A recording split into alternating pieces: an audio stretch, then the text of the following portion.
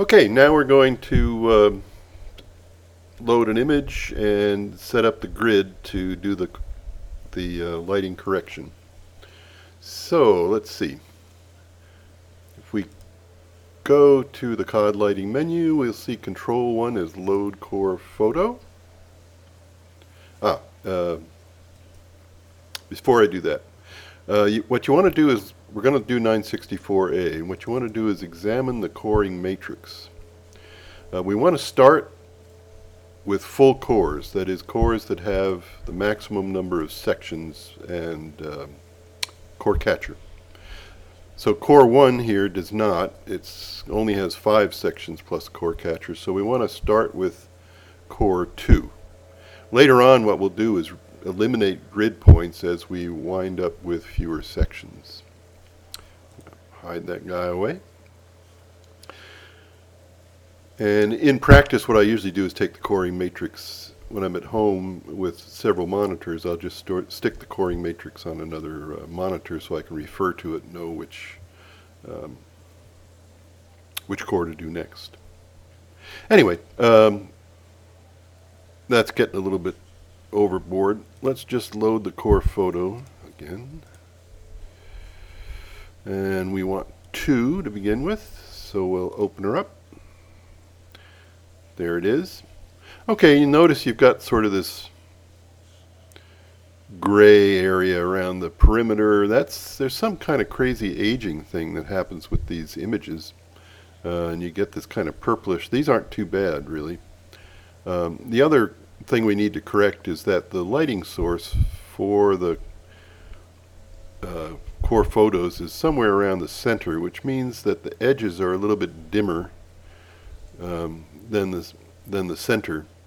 And while it doesn't make much difference in dark colored sediments like this, if you have a carbonate rich, really light section of sediments or core of sediments, you get these sort of slightly darker areas at the ends of each section, which sets up a 1.5 meter cyclicity in your image, which is just annoying. You know, when you have real cyclicity, you never know what's real and what isn't. Anyway, that's what we're doing, getting rid of that, or most of it. So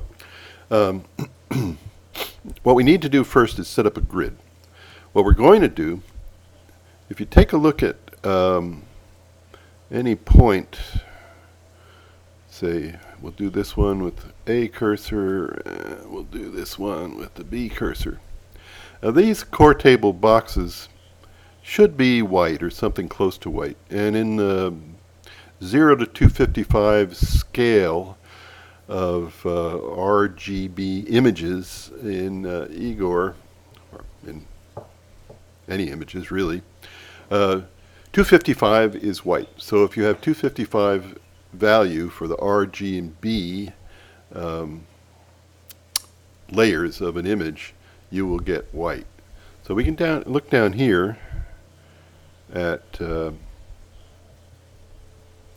cursor A and cursor B. You'll see cursor A, which is down here, has 220, 219, 225. Cursor B, which is up here where it's a bit whiter, you'll see it has 238, 239, and 244. So much closer, much less correction up here than you'll have down there. So we're going to set up this grid.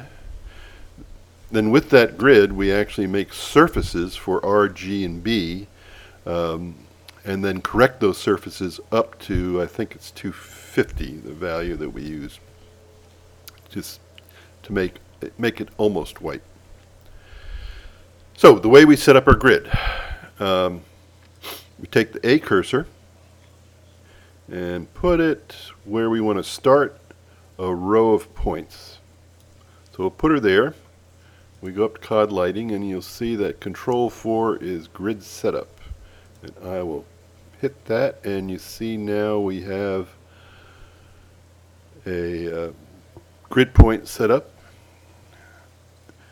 Now I'm going to hold down the Shift key and the right arrow key, and I'm going to shift 20 centimeters and do Control 4 again and establish another point, another 20 centimeters. I've been using 20 centimeter spacing, but I don't know if that's optimal or too much or too little.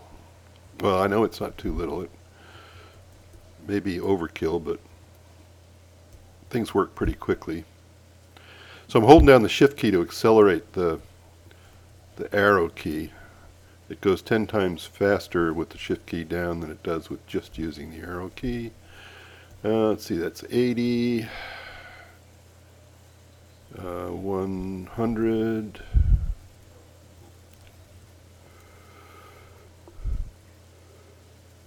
120 coming up, 140, there, and we'll put one down at the very end, down here. Okay. So now we've established a line of grid points. Now we're going to take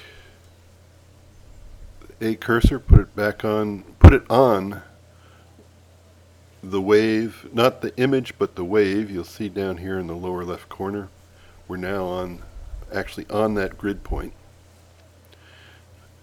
And we're going to take the B cursor and put him where we'd like another row. So I think we'll do one right about here. And if we go up here to COD lighting, you'll see add rows cursor B. So I will click that guy, and bingo, now we have this row repeated down here. And up here, same deal, and here, same. You can see a pattern here.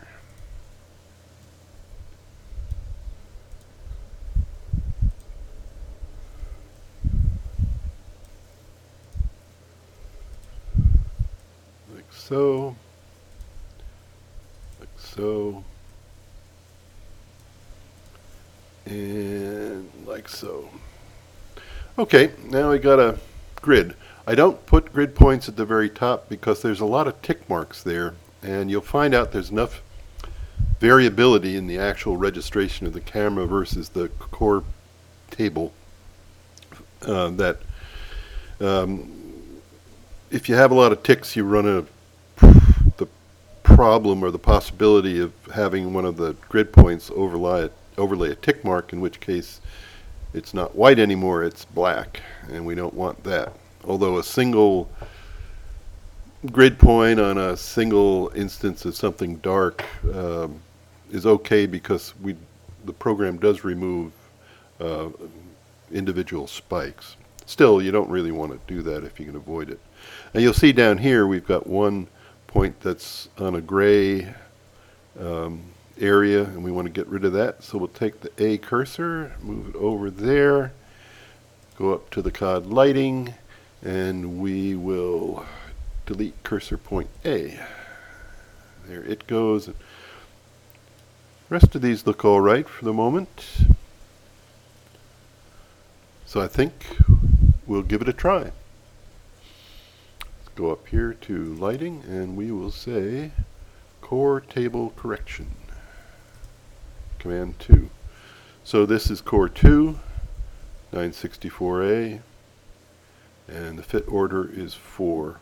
The first time you do this, these will be blanks. Fit order is 4 is what we usually use. You put in the whole and of course the core number. And here we go. It takes 15 seconds or so to do this processing. It's a lot of mathematics. And there we are. So that's how you do the basic procedure. In the next little video, show you how to actually move around the grid points. So till later, sayonara.